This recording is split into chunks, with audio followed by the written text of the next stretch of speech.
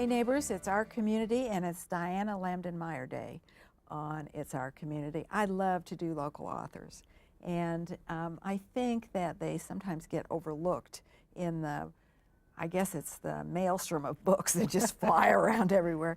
And Diana is a travel writer, and we're going to talk about that in a minute, but she's really an author, in my opinion, and she's written a wonderful, fun book called The Myths and Mysteries of Kansas. Thank you so much And for having me here. I love it. Before we start talking about that, though, I do want to tell these folks that the travel portion of your personality, you write a blog, and it's called www.mojotraveler.com. And she's all hung up on the Mardi Gras at the moment. You've been on my site. And but there are a lot of links on her site, and you can go different places. You don't have to go to New Orleans to celebrate the Mardi Gras. You had St. Louis and right. And I travel around the world in my work, so wherever I've been recently, that's what I write about on my blog. Well, in Mobile, Mardi Gras in Mobile. Mobile, Alabama is actually the birthplace of Mardi Gras in the United States. Everybody thinks it's New Orleans, but no, it was started in Mobile. Well, and you know, the interesting thing, I always like free things. And on the book, on the blog, you can get a free Texas travel guide. Yes, yes. So, you know, she has all kinds of fun things on mojotraveler.com. So go and look and see what you think. She also is the author. See, we got to get all this out of her because you do so many things. and somehow make the house payment. That's right, that's right. She wrote Off the Beaten Path in Nebraska. And those of us who are addicted to local travel will find this most interesting because Nebraska has a lot of things to see, most of which is right along Highway 80. A lot of it is. Right. And so you'll find this interesting. And then she wrote another one. See, I got all I can juggle here. Day Trips from Kansas City. And may I speak just a moment about Day Trips from Kansas City? Many people will recognize that book as Shifra Stein's book. And Shifra Stein started this series more than 30 years ago. She did. And she and I were good friends, and I helped her with that. She passed away. She passed away about 3 years ago, yes. And I'd helped her work on the last couple of issues of the book. And so in my acknowledgement for a new one that's coming out in June of this year, June of 2012, I talk about me being a little self-conscious of calling Day Trips from Kansas City my book because it is and always will be Shifra Stein's Day Trips from Kansas City. Well, I think that I knew Shifra too, and I think she would be most pleased to say it is now our book.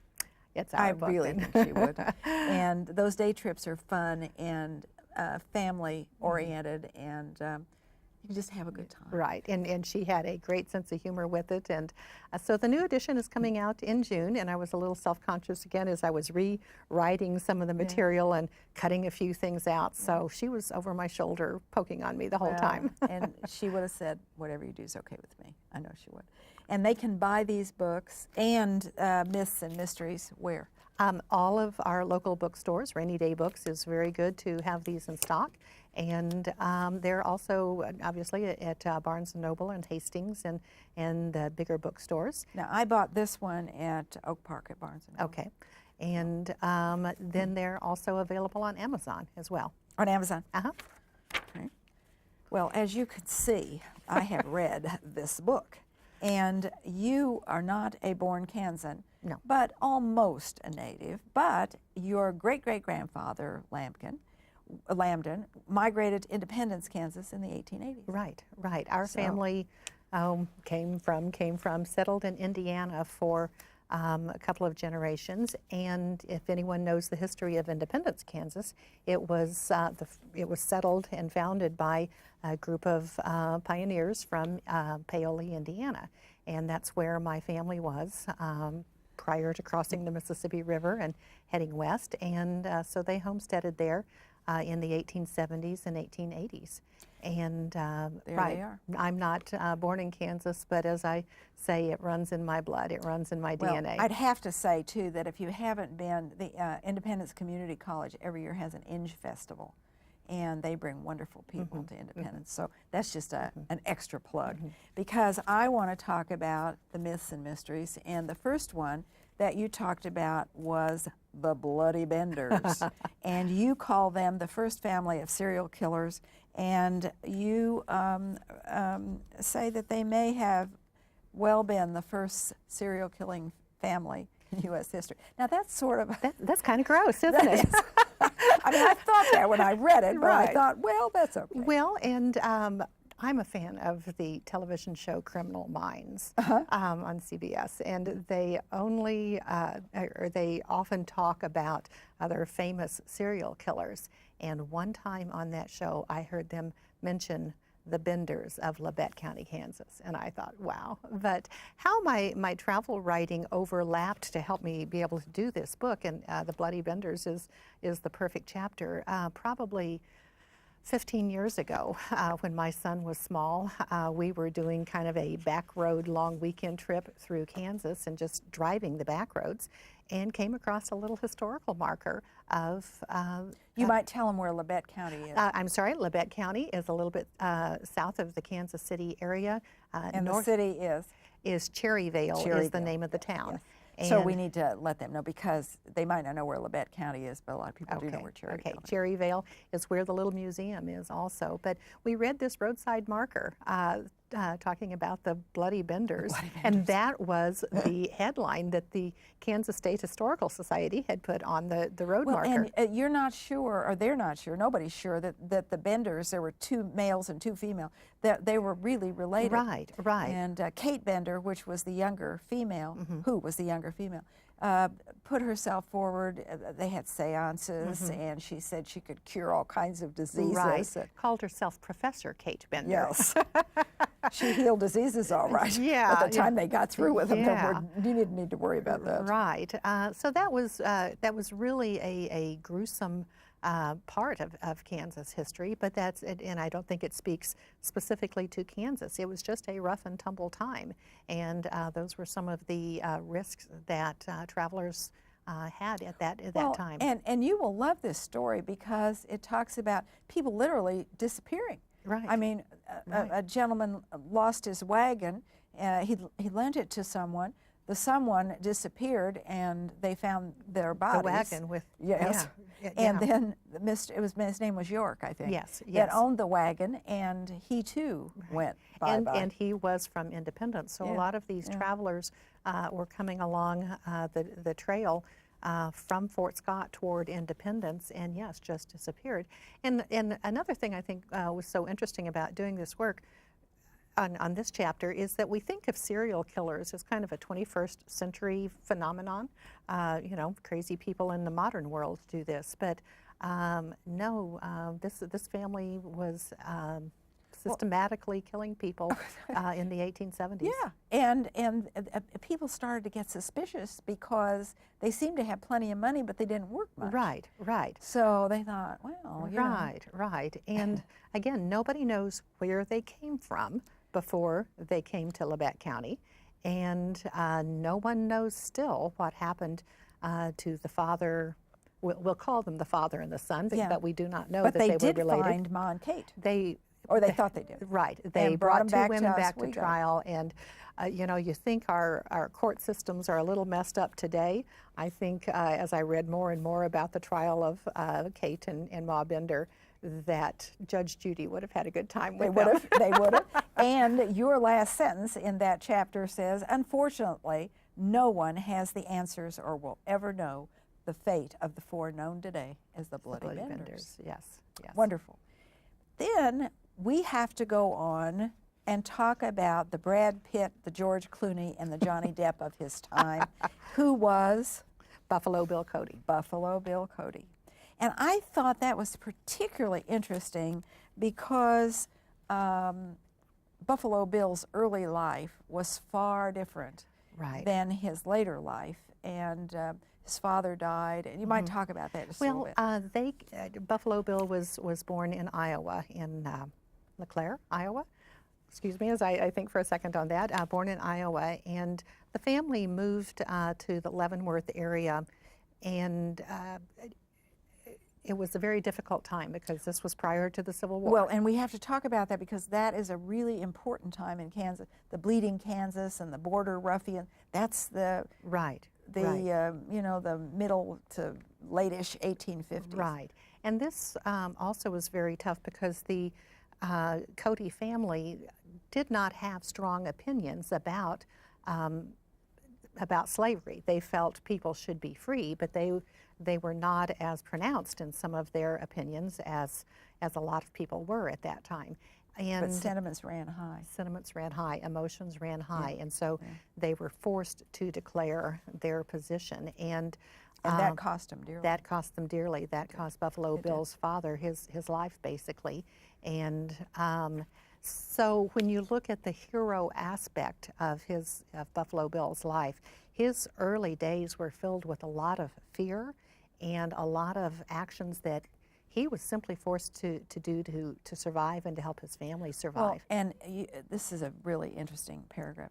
At the age of 11, now think about a child or a grandchild or a relative that you might have that's 11 years old. At the age of 11, Bill found himself the man of the house. Right, right. And the freighting firm of Russell Majors and Waddell, and their house is over here on State Line, the Majors house. So if you haven't seen that, you might well go over and see it. Connects.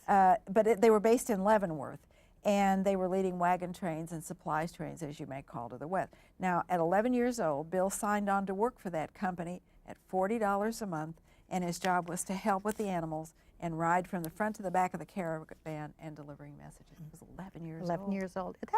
That was had to have been tough on Mom to send her little boy off on that They job. needed the money. They needed the money. They needed it badly, because what was happening at that time, even though the father had left the area because of threat against him for his political position, there was still so much attack on the family. They would come and steal the livestock. Their shed was ransacked, and a lot of their tools and things that they needed for daily survival was stolen from them. So the mom, the sisters, and little Buffalo Bill had a tough time at that point. But yes, they needed the money.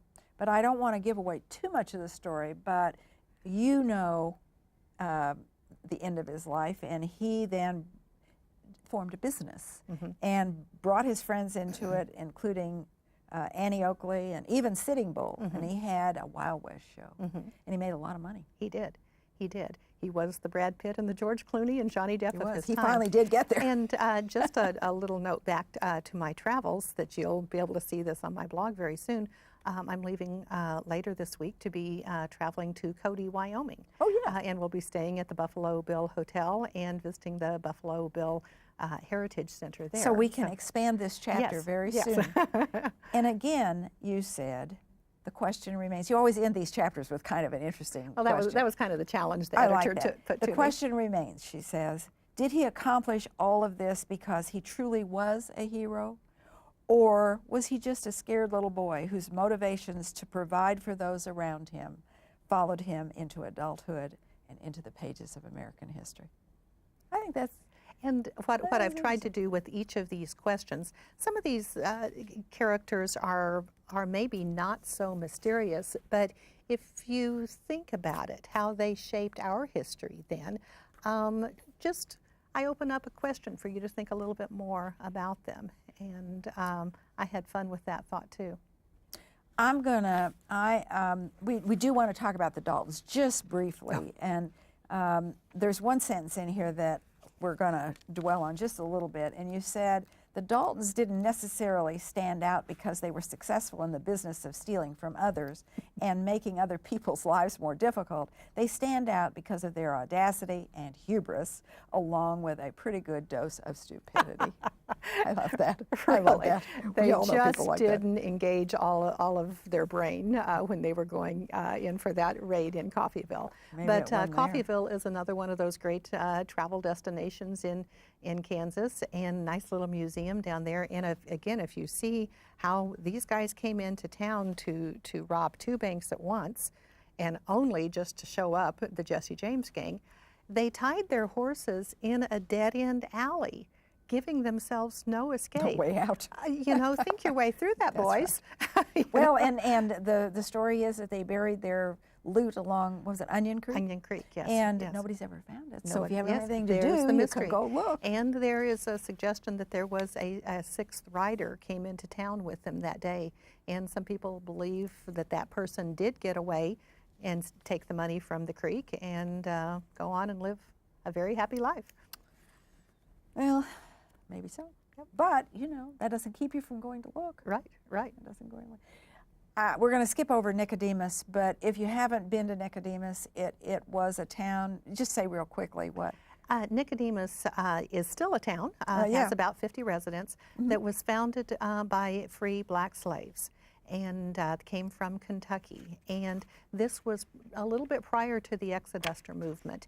And it is now a national park. This little town is a unit of the National Park Service, and it tells the African American history of coming into Kansas.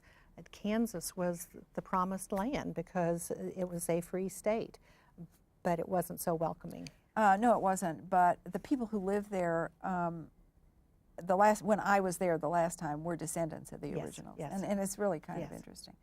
I want to go to the fog that blankets Lawrence, the PHOG that blankets Lawrence. Talk about Naismith just a little bit. He was a Canadian, by the way. He was Canadian. Not a Kansan. And actually of Scottish descent. And he really was into the spiritual aspect of the sport. And he was very much into the mind and the body and the soul of the players. You call it the connection between the condition of the human body and the human soul that resulted in the creation of a game, an activity, he called it. Yeah, he called it an activity, and he never was excited about this commotion that he created. And he would go to the games at Allen Fieldhouse and sit there, and he just wasn't excited about it. He was just not impressed. Well, and when you say Allen Fieldhouse, that's a very fine segue into the relationship between Mr. Naismith and Fog Allen. Right. They were not on the best of good terms. They were not always, and Fog Allen wanted to raise the height of the basketball goals, and they disagreed That with was not a good thing. Not a good thing. And Fog Allen, I don't want to upset any KU fans, but he was a little controversial in the field, in the NCAA at times, and he was disciplined at times. But the question that I left that chapter with, gee, if Naismith hadn't come to KU, if Fog Allen had taken a job at Warrensburg, the University of Central Missouri now, what would we have over at KU? Not Allen Fieldhouse, we that's wouldn't for have sure. Allen Fieldhouse because he almost ended up long-term at Central Missouri State University in Warrensburg. And there's some little factoids in here that I think. Dribbling was introduced in 1900. Right. I just thought that was wonderful. Right. At first you didn't dribble As an the old ball. school teacher, I am a repository of useless information, so I thought maybe somebody else might be interested in that as well. But I think that, I don't want to give away too much because I want you to buy the book. It's a fun read. All these people are, I don't know, they're just part of the fabric of this state, and I just think it's wonderful. Well, and what is so fascinating about each one of these, most of these characters, is not only are they the fabric of Kansas, they're the fabric of the American culture and in many ways the global culture. When you get Dwight Eisenhower in there, and gosh, I feel like I had studied Dwight Eisenhower as much as anyone else, but I did not realize his family had money. And they had been wealthy people until his father made this bad business decision with another gentleman. And then Dwight Eisenhower was raised in poverty. And what would have happened if Dwight Eisenhower had been raised in wealth, did not need to go to the military academy for a free education? Well, and his parents were conscientious objectors. Yes, yes. And that was not, he really had a dilemma of how to tell his mother that he wanted to go to West Point. Right, right. I found that so fascinating to realize that this change in their family at that time, when just before he was born. And in some of my travels around the world, and they don't always know where Kansas City is or whatever, and I try to tell them, well, Harry Truman and Dwight Eisenhower, I'm in that corridor there. And just recently when we were in New Zealand, a gentleman says, oh, so that's a very wealthy part of the United States because Dwight Eisenhower was there. And I'm like, oh no, Dwight Eisenhower was raised in poverty, as was Harry Truman. And so how would that have been different if they hadn't lost their money? And that's true. And you know, you talk about what if, and at 14, remember, Eisenhower had a terrible accident and almost lost it. They wanted to take his leg. And he, absolutely. Right. Absolutely. His brother laid in the floor, slept in the floor by the door, blocking the doctors from coming in and taking his leg. Well, and I need to do a little flashback here, because as you may recall, James A. Garfield did not die of his wounds. He died of an infection because the doctors stuck their fingers in. And Lister at that time had written considerable information on the use of carbolic acid to disinfect wounds. And they used carbolic acid on that wound. So Lister's time had begun to come around by that time. And that saved his leg. It saved his leg. And he then was able to go and be the general he became and the president he became. Had he lost his leg, he probably would have been neither of those. Probably not been admitted to the military academies at all. And D-Day, and there you go, you know. And I think people don't realize that Eisenhower was active in World War I as well. Yes, yes. So, you know, there are a lot of interesting things that, I don't know, every day you find out something new. So I just think it's terrific. How about, I love this whole subject about the orphan train. Oh my goodness, yes. And talk a little bit about the orphan train. If your viewers, if all of you have not been to Concordia, Kansas, to the Orphan Train, National Orphan Train Museum and Complex. Now, the orphan train did not go to Concordia, but the Orphan Train Museum is there. Right, right. That's fascinating. Yes. But they did have an auction of sorts of children in Concordia, Kansas. And that is one of the best museums. It will absolutely break your heart. And so many people I've talked to don't know about the orphan train period in our history. And this was about 7,500 children that were brought to Kansas on the orphan train from New York, primarily New York City, because so many immigrants came in and were living in such poor conditions. You know, parents died. Children were left orphans, and we didn't have a social system at that time to take care of those children. So this charitable organization formed, and what they did was put the kids on a train and send them west. Well, and they stopped in various farm communities. You said your sub-headline on this chapter is Children, free to a good home in Kansas. Homes, yeah. And some of these homes were not so good. No. And they took these children, and even though they did have a home, they were expected to work and work hard. Right. Now, some of the children obviously were raised in a good, loving home and had there were. It was a good outcome for them.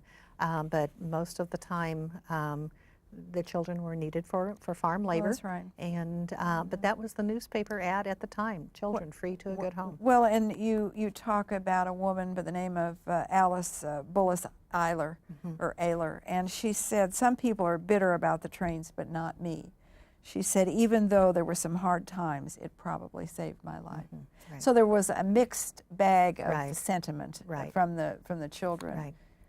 And I would imagine that there are a few of those children left. Right, there are, and there's a reunion every June in Concordia at the National Orphan Train Museum that you know, the descendants and a few of the orphans still return. It's a fascinating place. Oh, it's absolutely fascinating part of American history that most of us just don't understand. No, the orphan, and there are books that are written on the orphan train if you're interested in pursuing that. The question that you leave us with is, above all, they come in search of the answers to the very same questions. You're talking about the reunion every year. And the questions are who, why, and what if.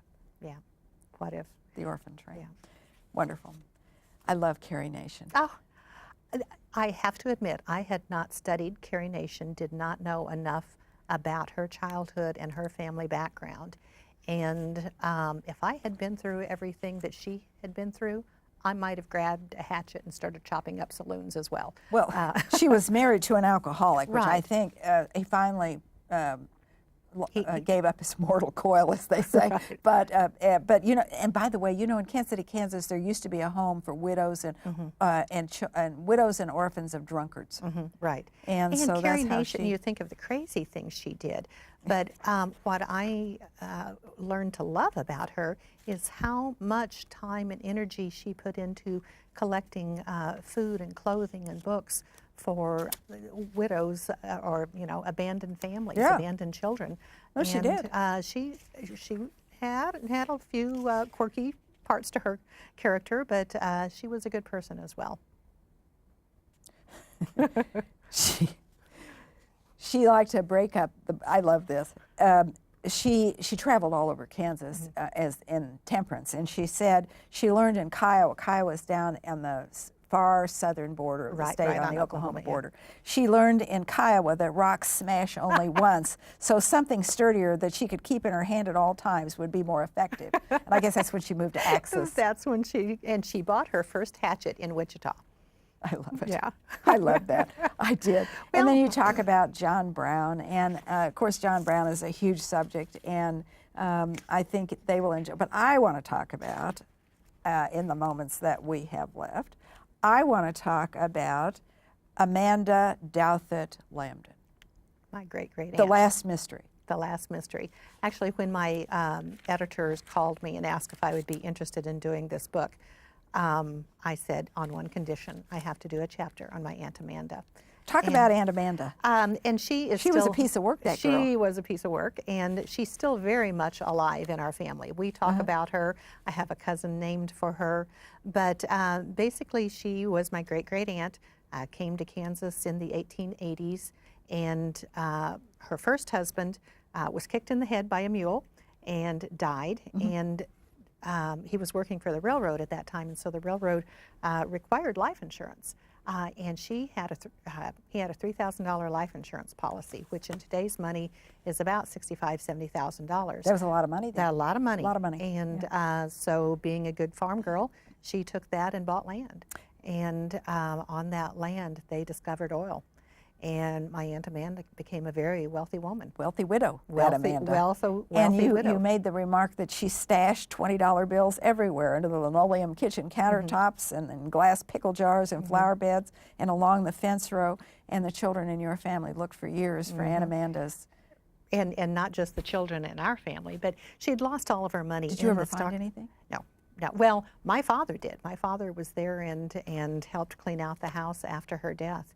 And he found money. My grandfather told me, you know, he walked into the chicken coop, and here's all these tin cans sitting up on the rafters in the chicken coop. He opens it up, and it's just wads of $20 bills. But she had lost all of her money in the stock market crash of 1929, and as she recovered from it, she didn't trust banks. So she put all of that natural gas money and oil money into these tin cans, and someone broke into her house and killed her. murdered her Yeah. in search of the money. And there's never. But they never found him. I don't no, recall your. No, no one was ever arrested. And but how that brings my Kansas roots right back to me. The money that my grandfather was her closest heir, and the money that he received when the estate was finally settled, bought the family farm that I grew up on and my brother operates now. Life And is a full circle. it is a full it circle, yeah. What are you going to do next? Oh, well, what am I going to do next? I am excited about a couple of trips we have coming up to the Caribbean and working on some big stories from Anguilla and Curacao and that area. You're So a busy lady. just wherever my passport takes me. And as always, I would have to say thank you so much. Diana, it was just a wonderful pleasure. And you have urged us to read further and embrace our legacy to the fullest. So, Myths and Mysteries of Kansas. Read it. It's fun. Thanks, Diana. Thank you so much. Thank you for being with us, and thank you. It's always a pleasure to see you. I'll see you soon.